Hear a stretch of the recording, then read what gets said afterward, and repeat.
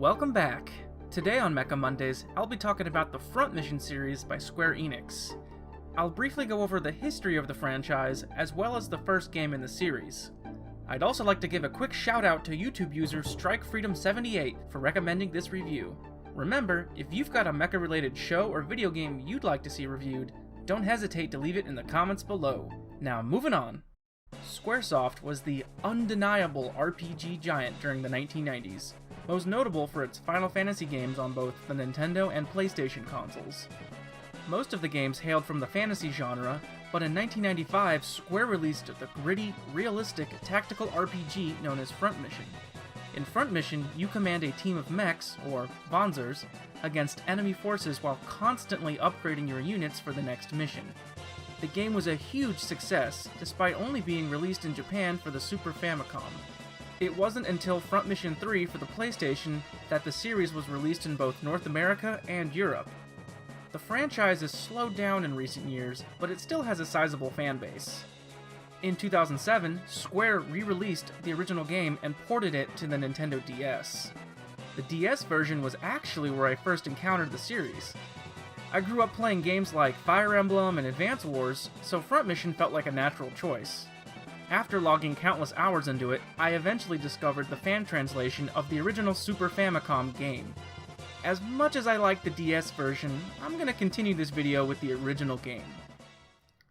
The year is 2090, and the fictional Huffman Island is under territorial claim by both the Oceania Cooperative Union, or OCU, and the United States of New Continent, or USN. A covert operation on Huffman by the OCU goes public, thus sparking a war between the two world powers. This scenario is actually quite similar to the real-life Falkland Islands War, or La Guerra de las Islas Malvinas for you Argentines watching this video.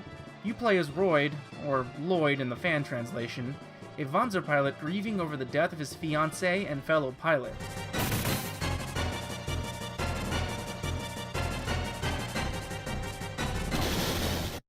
Royd is eventually recruited by the OCU as a mercenary and commands a ragtag team of Panzer pilots to combat USN forces on Huffman Island.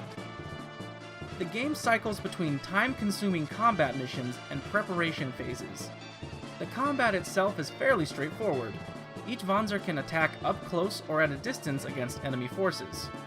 On the defensive, each unit can simply guard or even counterattack.